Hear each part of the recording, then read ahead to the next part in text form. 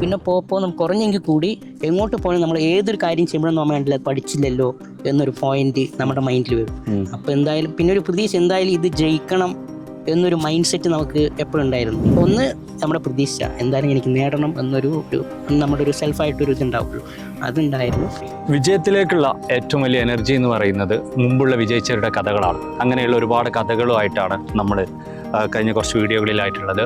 ഇന്ന് നമ്മളുള്ളത് പാലക്കാടുള്ള പൊളിറ്റിക്കൽ സയൻസിൽ JRF നേടിയിട്ടുള്ള ദീപക്കിൻ്റെ കൂടെയാണ്. അപ്പോൾ നമുക്ക് ദീപക്കിൻ്റെ കഥകൾ, ദീപകിൻ്റെ പ്രിപ്പറേഷൻ സ്ട്രാറ്റജി എല്ലാം കേൾക്കാം. Okay, once again congratulations Deepak. Thank you sir.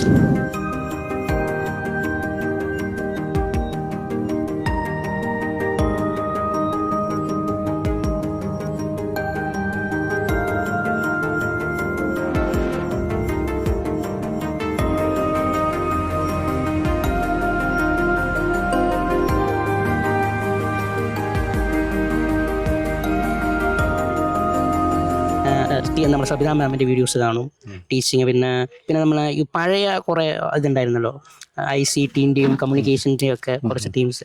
അപ്പോൾ ആ വീഡിയോസ് പരിപാടി കാണും, അതിനുശേഷം PDF വായിക്കും.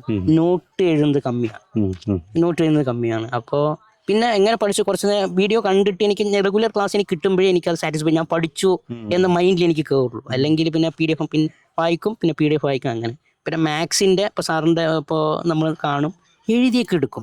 വർക്കൗട്ട് ചെയ്യുന്നത് ഞാൻ കുറവായിരുന്നു. വർക്കൗട്ട് ചെയ്യുന്നത് കാരണം നമ്മളത് ചെയ്യുന്ന സമയത്ത് നമുക്ക് എന്താ ഇപ്പോൾ ഇൻട്രസ്റ്റിംഗ് മേഖലയല്ല. സാറ് എല്ലാവരും പറയുന്നത്, ഞാൻ കുറേ പേര് റിവ്യൂ പരിപാടി കാണും. കാരണം ഇങ്ങനെ അവിടെ വന്നു കഴിയുമ്പോൾ നമുക്ക് മാത്സിൽ ഓട്ടോമാറ്റിക് ഇൻട്രസ്റ്റ് പോകും. ക്ലാസ്സൊക്കെ ഓക്കെയാണ്, പക്ഷേ എൻ്റെ ഭാഗത്തുനിന്ന് കുറച്ചുകൂടി മാത്സിൽ എഫേർട്ട് ഇട്ടിട്ടുണ്ടെങ്കിൽ നമുക്ക് കിട്ടുന്നായിരുന്നുള്ള രീതിയിൽ. തീർച്ചയായും. പക്ഷേ അതിലിപ്പോൾ പലരും പ്രശ്നം എന്താ വെച്ചാൽ ഈ കൺസിസ്റ്റൻസി നിലനിർത്തുക എന്നുള്ളതാണ്. എസ്പെഷ്യലി ഇപ്പോൾ ഓരോരുത്തർക്കും ഓരോ ചലഞ്ച് ഉണ്ടാവുമല്ലോ. അപ്പം ചിലർക്ക് ജോലി ആയിരിക്കും, ചിലർക്ക് ഫിസിക്കൽ ബുദ്ധിമുട്ടുകളായിരിക്കും, ചിലർക്ക് പാരന്റ്ഷിപ്പ് ആയിരിക്കും. ദീപകയിൽ എങ്ങനെ വർക്കൗട്ട് ചെയ്തേ?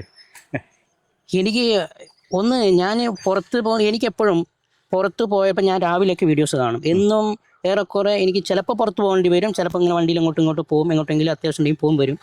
എന്നാലും നമ്മൾ പഠിക്കും. ഇപ്പോൾ എക്സാമ്പിൾ എന്നും ഇത്ര മണിക്കൂർ, ആദ്യമൊക്കെ നമുക്കൊരു എന്താ പറയുക, ഒരു കുറേ നേരം പഠിക്കണം എന്നൊരു മൈൻഡ് സെറ്റ് ഉണ്ട്. പിന്നെ നമുക്ക് കുറഞ്ഞെങ്കിൽ കൂടി എങ്ങോട്ട് പോകണം, നമ്മൾ ഏതൊരു കാര്യം ചെയ്യുമ്പോഴും നമ്മൾ കണ്ടില്ല പഠിച്ചില്ലല്ലോ എന്നൊരു പോയിന്റ് നമ്മുടെ മൈൻഡിൽ വരും. അപ്പോൾ എന്തായാലും പിന്നെ ഒരു പ്രതീക്ഷ, എന്തായാലും ഇത് ജയിക്കണം എന്നൊരു മൈൻഡ് സെറ്റ് നമുക്ക് എപ്പോഴും ഉണ്ടായിരുന്നു. അപ്പോൾ എന്തായാലും കാരണം ഇത് എന്തായാലും എടുക്കണം ഈ ഫസ്റ്റ്, കാരണം ഇപ്പോൾ എക്സാം പോയി അടുത്ത പ്രാവശ്യം മുതൽ നെഗറ്റീവ് വരുന്നു എന്നിങ്ങനെയുള്ള അങ്ങനെ ഉണ്ടായിരുന്നല്ലോ. മേ ബി അപ്പോൾ ഈ പ്രാവശ്യം തന്നെ എഴുതിയെടുക്കണം, എഴുതിയെടുത്ത് കഴിഞ്ഞാൽ ഒരു പ്രതീക്ഷ, എനിക്കിത് ജയിക്കണം, ഇതിലൊരു പ്രതീക്ഷ ഉണ്ടായിരുന്നു. അത് മൈൻഡ് സെറ്റ്, എന്തായാലും ജയിക്കണം. എനിക്ക് തന്നെ ഡൗട്ട് ഇങ്ങനെ വരും, നമ്മൾ ജയിക്കോ ദീപോ, ഞാൻ തന്നെ എന്നോട് ചോദിക്കും, 2-3 തവണ ചോദിക്കും. അപ്പോൾ പക്ഷേ നമ്മുടെ പോഡ്കാസ്റ്റ് അതുപോലെ അങ്ങനെയുള്ള സാറിൻ്റെ പ്രിപ്പറേഷൻ അങ്ങനെയുള്ള കാര്യങ്ങളൊക്കെ ഉള്ള സമയത്ത് നമ്മൾ എന്ത് ചെയ്യും, അത് കാണുന്ന സമയത്ത് നമുക്ക് ഓട്ടോമാറ്റിക്കലി ഒരു ഊർജ്ജം വരും. കൺസിസ്റ്റൻസിക്ക് അതാണ് ഒരു ഇമ്പോർട്ടൻ്റ് ആയിട്ടുള്ള വിഷയം എന്ന് പറയുമ്പോൾ. നമ്മുടെ നമ്മുടെ പ്രതീക്ഷ, എന്തായാലും എനിക്ക് നേടണം എന്നൊരു നമ്മുടെ ഒരു സെൽഫായിട്ടൊരു ഇതുണ്ടാവുള്ളൂ, അതുണ്ടായിരുന്നു. പിന്നെ അതേപോലെ തന്നെ ഇതിന് കാരണം നമുക്ക് ട്രീറ്റ്മെൻറ്റ് കാര്യങ്ങൾ അങ്ങനെയുള്ള വിഷയം, നമ്മൾ സെൽഫ് ഇൻഡിപെൻഡൻ്റ് ആകണം. സാർ പറഞ്ഞിരുന്നല്ലോ ഒരു സംഭവം എഴുതി വെക്കണമെന്ന്. ഞാനത് എഴുതി വെക്കില്ലെങ്കിൽ ഞാൻ മനസ്സിൽ അത് സൂക്ഷിക്കുന്നുണ്ടായിരുന്നു, എങ്ങനെയാണ് സംഭവം, എന്തായാലും ജയിക്കണം, ഇങ്ങനെയുള്ള കുറേ മൈൻഡ് സെറ്റ് നമുക്കുണ്ടായിരുന്നു. പൊളിറ്റിക്കൽ സയൻസ് പ്രിപ്പറേഷൻ ഉണ്ടായിരുന്നു. ആദിൽ സാറിന്റെ സ്ട്രാറ്റജിയും കാര്യങ്ങളൊക്കെ. ആദിൽ സാറിന്റെ സ്ട്രാറ്റജി ആദ്യം നമ്മുടെ സബ്ജക്റ്റിനാണ് നമ്മളങ്ങ് പോയത്. അപ്പോൾ പോയപ്പോൾ നമുക്ക് ഫാക്കൽറ്റി നിർത്തണമെന്ന് പറഞ്ഞ കാലത്ത് നിരാശയായിരുന്നു. അപ്പോൾ ഒരുപാട് പേര് ഭയങ്കര ബുദ്ധിമുട്ടും കാര്യങ്ങളൊക്കെ പറഞ്ഞെങ്കിലും എനിക്ക് എൻ്റെ മൈൻഡ് സെറ്റിൽ ഉണ്ടായിരുന്നു, നമ്മൾ ഐഫർ എന്ന് പറയുന്നത് ഭയങ്കര നമുക്കൊരു ബദൽ മാർഗ്ഗം ഈസിയായി കാണാൻ കഴിയും. കാരണം നമ്മളൊരു അക്കാഡമി ആയിട്ട് നിൽക്കുന്നതാണ്, എന്തായാലും കാണാൻ കഴിയും എന്നുള്ളത്. അപ്പോൾ അങ്ങനെ ഐഫർ സാറ് വന്നപ്പോൾ സാറിൻ്റെ ആദ്യത്തെ ഓറിയൻറ്റേഷൻ ക്ലാസ് തന്നെ നമുക്ക് കൺവിൻസിങ് ആയിരുന്നു. സാറിൻ്റെ സ്ട്രാറ്റജി കാര്യങ്ങൾ, ഫോർ എക്സാമ്പിൾ സാർ അന്ന് തന്നെ പറഞ്ഞിരുന്നു പ്രിഡിക്ഷൻസ് കാര്യങ്ങളൊക്കെ, അതുപോലെ പ്രിഡിക്ഷൻസും അതുപോലെ തന്നെ PYQ ബേസ്ഡുള്ള മെറ്റീരിയൽസ്. പക്ഷെ ഞാൻ സാറ് ഒരു പുതിയത് ആ ഒരു റേഞ്ച് ആണെങ്കിൽ കൂടി ആ കറക്റ്റ് PYQ എങ്ങനെയാണ് സാറ് പറഞ്ഞു, സബ്ജക്ട് നോളേജ് അല്ല, മറിച്ച് സാറ് വേറെ ബാക്ക്ഗ്രൗണ്ട് ആയിരുന്നു. സാറിൻ്റെ കൂടെയുള്ള JRF കിട്ടിയ മാമും എന്നെ പോലെ ഹിസ്റ്ററി ബാക്ക്ഗ്രൗണ്ടിൽ നിന്ന് വന്നതാണ്. പക്ഷെ അവർക്ക് JRF അടിച്ചിട്ടുണ്ട്. സോ ഒരു കോമ്പറ്റീറ്റീവ് എക്സാം എന്ന് പറയുന്നത് നമ്മൾ മറ്റേ എഴുതുന്ന രീതിയല്ല, മറിച്ച് ആ PYQ അല്ലെങ്കിൽ ആ ഒരു എക്സാം പാറ്റേൺ അറിഞ്ഞു പഠിക്കുന്നതാണ് എന്ന രീതിയിൽ ആ ഒരു റേഞ്ച് ആയിരുന്നു. നല്ല മോക്ക് ടെസ്റ്റുകളാണെങ്കിൽ മെറ്റീരിയൽസ് കറക്റ്റ് ആ ഒരു റേഞ്ച് ആ മെറ്റീരിയൽസ് ആയിരുന്നു. അതുപോലെ തന്നെ റെഗുലർ ഓൺലൈൻ ക്ലാസ്സസ് ഉണ്ടായിരുന്നു. പിന്നെ അതേപോലെ തന്നെ മോക്ക് ടെസ്റ്റുകളും കാര്യങ്ങളെല്ലാം നമുക്ക് ക്വസ്റ്റ്യൻ പേപ്പർ ബേസിൽ ആ റേഞ്ച് ആയിരുന്നു. പിന്നെ മൂപ്പർ എപ്പോഴും നമ്മൾ ഓരോരുത്തരെയും വിളിച്ച് ഇപ്പോൾ മെൻറ്ററിങ് സാർ നടത്തിയിരുന്നു. എടുക്കുന്ന ഉള്ളിലോട്ട് കയറ്റുന്ന നമ്മുടെ ഓറിയൻറ്റേഷൻ കഴിഞ്ഞിട്ട് മൂപ്പര് വന്ന ശേഷം ഓരോരുത്തരും വീഡിയോ കോൾ ചെയ്ത് ഓരോരുത്തൻ്റെയും മൈനസ് എന്താണ് പ്ലസ് എന്താണ് എന്താ പരിപാടി. പക്ഷേ ഓരോ മോക്ക് ടെസ്റ്റ് കഴിയുമ്പോൾ നമ്മളെ വിളിക്കും. എന്തെങ്കിലും മെൻറ്ററിങ് വേണമെന്ന് പറഞ്ഞാൽ മൂപ്പനെ ഒരു മെസ്സേജ് മൂപ്പിന് നമ്മൾ വിളിക്കാറുണ്ട്. നല്ല ക്വസ്റ്റ്യൻ പേപ്പറും കാര്യങ്ങളും എക്സാംസ് ഒക്കെ ആ രീതിയിലായിരുന്നു. നല്ലൊരു ഓക്കെ ഓക്കെ. ഓവറോൾ പ്രിപ്പറേഷനിൽ IFR എങ്ങനെയൊക്കെ ഹെൽപ്പ് ചെയ്തു? എത്രത്തോളം ഹെൽപ്പായിരുന്നു? ഇപ്പം IFR ശരിക്കും പറഞ്ഞാൽ നമ്മുടെ സക്സസിൻ്റെ ഒരു പില്ലറാണ്. തീർച്ചയായും പില്ലറാണെന്ന് പറഞ്ഞപ്പോൾ എക്സാമ്പിൾ നമ്മുടെ മാതാപിതാക്കളായിക്കോട്ടെ, നമ്മുടെ ടീച്ചേഴ്സ്, അതേപോലെ തന്നെ നമ്മുടെ ഫ്രണ്ട്സ്, അതേപോലെ തന്നെ നമ്മുടെ കമ്മ്യൂണിറ്റി, എല്ലാവരും നമ്മളുടെ സക്സസിൻ്റെ ഒരു ഇതാണ്. അതേപോലെ നമ്മുടെ ഒരു എന്താ പറയുക സക്സസിൻ്റെ ഒരു പില്ലറായിട്ട് എനിക്ക് തോന്നുന്നത് IFR ആണ്. കാരണം ഇങ്ങനെ ഒരു ഇപ്പോൾ പൊളിറ്റിക്കൽ സയൻസ് ആ റേഞ്ച് അങ്ങനെ ആണെങ്കിലും നമ്മൾ IFR എന്ന് പറയുന്ന ആ ഒരു സംഭവം നമുക്ക് പോകാൻ കഴിഞ്ഞായിരുന്നില്ല.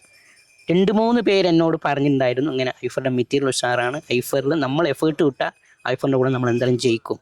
ആ ഒരു കോൺഫിഡൻ്റ് ആയിരുന്നു. പിന്നെ സാറിൻ്റെ ക്ലാസ്സുകളൊക്കെ ഒരുപാട് ഞാൻ കണ്ടപ്പോൾ തന്നെ എനിക്ക് ആ ഒരു കാരണം നമുക്കറിയാമല്ലോ ഒരു നല്ലൊരു ടീച്ചർ ഉണ്ടാകുമ്പോഴേ നമുക്ക് നല്ല രീതിയിൽ പോകാൻ കഴിയുള്ളൂ.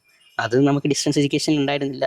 പക്ഷെ വന്ന ശേഷം ഓരോ എനർജി പരിപാടി നല്ല ക്ലാസ് ആയിരുന്നു. എനിക്ക് കംഫർട്ടായിരുന്നു. പേപ്പർ 1ൻ്റെ കാര്യത്തിലാണെങ്കിലും നല്ലൊരു കംഫർട്ടായിരുന്നു. സബിത മാമിൻ്റെ ടീച്ചിങ് ആപ്റ്റിറ്റ്യൂഡ്, പിന്നെ അങ്ങനെ ഓരോ കാര്യങ്ങളും ഉഷാറാണ്. തീർച്ചയായും. പിന്നെ ഒരു ഫൈനൽ എന്നുള്ള രീതിയിൽ ഇപ്പം ഓരോരുത്തർ ഓരോരോ ലെവൽ ഓഫ് സ്ട്രഗിളിലൂടെ ചലഞ്ചിലൂടെ പോകുന്നത്. ഇപ്പം ഞാൻ നേരത്തെ പറഞ്ഞ പോലെ ഇപ്പം ഒരുപാട് അറ്റംപ്റ്റ് ചെയ്തിട്ടും ക്വാളിഫൈ ചെയ്യാൻ പറ്റാത്ത ആളുകളുണ്ട്, ഫെയിലായ ആളുകളുണ്ട്, ഓക്കെ പല സെറ്റ് ഓഫ് ബുദ്ധിമുട്ടുള്ള ആളുകളുണ്ട്. അപ്പോൾ as A final word okay അവരോടൊക്കെ പ്രിപ്പയർ ചെയ്യുന്നവരോടൊക്കെ ഓൾറെഡി പ്രിപ്പയർ ചെയ്ത് കുറേ സ്ട്രഗിൾ ചെയ്ത് എഫേർട്ട് എടുത്ത് ക്വാളിഫൈ ചെയ്തു. എസ്പെഷ്യലി ഞാൻ പറയുന്നത് ഡിസ്റ്റൻറ്റ് കൂടിയിട്ടാണ് പഠിച്ചത്. പല ആളുകൾക്കും CP പൊളിറ്റിക്കൽ സയൻസിൻ്റെ ഒക്കെ പ്രശ്നം എന്താ വെച്ചാൽ പ്രശ്നം എന്നല്ല, നാഷണൽ ലെവൽ ഭയങ്കര കോമ്പറ്റീഷൻ ഒരു സബ്ജക്റ്റാണ്. ഓക്കെ, അങ്ങനത്തെ ഒരു സബ്ജക്റ്റിലും പോലെ ഡിസ്റ്റൻ്റ് ആയിട്ട് പഠിക്കുന്നു എന്നിട്ട് ക്വാളിഫൈ ചെയ്യുന്നു. അപ്പോൾ ഇങ്ങനെ ഡിസ്റ്റൻ്റ് ആയിട്ട് പഠിക്കുന്ന അല്ലെങ്കിൽ ഇങ്ങനെയുള്ള ആളുകളോടൊക്കെ ഒരു അവസാനമായിട്ട് ദീപൻ എന്താ പറയുക? ഒന്ന് പ്രത്യേകിച്ച് ഞാൻ ഡിസ്റ്റൻസ് എഡ്യൂക്കേഷനാണ്. അപ്പോൾ ഞാൻ നമ്മുടെ പൊളിറ്റിക്കൽ എനിക്ക് നെറ്റ് JRF കിട്ടിയ അല്ലെങ്കിൽ നെറ്റ് കിട്ടിയത് സെയിം സബ്ജക്റ്റ് അല്ല ഞാൻ ഉപയോഗിച്ചത്. ആ ബാക്ക്ഗ്രൗണ്ടിൽ നിന്നല്ല ഞാൻ വരുന്നത്. പോയിന്റ് നമ്പർ 2 ഞാൻ വന്നിട്ട് എന്താ പറയുക ഒരുപാട് നമ്മൾ എഫേർട്ട് രണ്ട് കാര്യങ്ങൾ ഇമ്പോർട്ടൻ്റ്. ഒന്ന് നമ്മൾ എഫേർട്ട് ഇടുക എന്നുള്ളത്, പിന്നെ ഒന്ന് വന്നിട്ട് ഇപ്പോൾ പൊളിറ്റിക്കൽ സയൻസ് എന്ന സബ്ജക്റ്റ് ഇപ്പോൾ സാറ് പറഞ്ഞ പോലെ തന്നെ ഒരുപാട് ടഫായിട്ടുള്ള സംഭവം, നാഷണൽ കോമ്പറ്റേറ്റീവ് ഉള്ള സാധനമാണ്. ഈ പ്രാവശ്യത്തെ ക്വസ്റ്റ്യൻ പേപ്പർ അടക്കം ഒരുപാട് ക്രിറ്റിക്സ് ഉള്ള വന്ന ഒരു സാധനമാണ്. അപ്പോൾ അതിൽ തന്നെ നമ്മൾ ഒരുപാട് യൂണിറ്റിലൊന്നും ചോദ്യങ്ങൾ ചോദിച്ചിട്ടില്ല. എങ്കിലും നമ്മൾ എഫേർട്ട് ഇടുമ്പോൾ നമുക്ക് എന്തായാലും ഒരു സംഭവം നമുക്ക് കിട്ടും എന്നുള്ള സംഭവം. ഇപ്പോൾ എക്സാമ്പിൾ ഇപ്പോൾ കുറേ പേര് എഫേർട്ട് കിട്ടിയില്ലെങ്കിൽ കൂടി അവരും കൂടി എൻ്റെ മനസ്സിൽ അവരും കൂടി ജയിച്ചവരുടെ കൂട്ടത്തിലാണ്. ഇപ്പോൾ ഒരു കോമ്പറ്റീഷൻ എന്ന് പറഞ്ഞാൽ അവർ മാക്സിമം ഒരു ഫൈറ്റർ എന്ന രീതിയിൽ ഒരു ക്വാളിഫിക്കേഷൻ നമ്മൾ ഉള്ളോട്ട് പോയില്ല എന്നേ ഉള്ളൂ, എങ്കിൽ കൂടി അവരും കൂടി ജയിച്ചതിൻ്റെ കൂട്ടത്തിലാണെന്നാണ് ഞാൻ വിശ്വസിക്കുന്നത്. അപ്പോൾ നമ്മളെപ്പോഴും ഞാൻ എന്നും ഇത്രയും ഇതിലും ഞാൻ JRF കിട്ടിയെന്ന് പറയുമ്പോൾ ഒരു ഡിവൈൻ അസിസ്റ്റൻസ് അത് എനിക്ക് ഇമ്പോർട്ടൻ്റ് ആയിട്ട് ഏതൊരു കാര്യത്തിലും ഞാൻ വിശ്വസിക്കുന്ന ഒരു വിഷയമാണ്. എൻ്റെ മുന്നിലും പിന്നെ ആ ഒരു ഡിവൈൻ അസിസ്റ്റൻസ് ഉണ്ടെങ്കിൽ മാത്രമേ നമുക്ക് എന്ത് ചെയ്യാൻ കഴിയുള്ളൂ, മുന്നോട്ട് പോകാൻ കഴിയുള്ളൂ. ഇപ്പോൾ അത് കൂടെ ഉണ്ടെങ്കിൽ നമ്മൾ ഫെയിലിയർ ആകില്ല എന്നൊരു മൈൻഡ് സെറ്റ് നമ്മളുണ്ട്. പക്ഷെ അതേപോലെ തന്നെ നമ്മുടെ വഴികൾ എപ്പോഴും കറക്റ്റായിരിക്കണം. നമ്മൾ ചെയ്യേണ്ട കാര്യങ്ങൾ നമ്മൾ ചെയ്യുന്നു. ആ പ്രോസസ്സിൽ ഏതൊരു കാര്യമാണെങ്കിലും നമ്മൾ നല്ല രീതിയിൽ ചെയ്യുവാണെങ്കിൽ, അതേപോലെ തന്നെ മാർഗ്ഗങ്ങൾ കറക്റ്റ് ആവുകയാണെങ്കിൽ അതെന്തായാലും എൻഡും നമുക്ക് കറക്റ്റ് ആകും എന്ന രീതിയിലാണ്. ഇപ്പോൾ എക്സാമ്പിൾ ഗാന്ധിജി പറഞ്ഞ പോലെ മീൻസ് എന്ന് പറയുന്നത് നമ്മുടെ മീൻസ് ഓട്ടോമാറ്റിക്കലി എൻഡ്സിന് എന്ത് ചെയ്യും, take care of your means it always take care of ends എന്നാണല്ലോ ഉദ്ദേശിക്കുന്നത്. അപ്പം അങ്ങനെ എന്നാണ് ഞാൻ ഉദ്ദേശിക്കുന്നത്. സോ നമ്മൾ പരാജയപ്പെട്ടു എന്ന് തോറ്റു എന്ന് വാക്ക് തന്നെ നമ്മൾ ഉപയോഗിക്കാൻ പാടുന്നതാണ്, പരാജയപ്പെട്ടു എന്ന്. കാരണം എല്ലാവരും ജയിച്ചതായിട്ടാണ് നമ്മൾ കണക്കാക്കുന്നത്.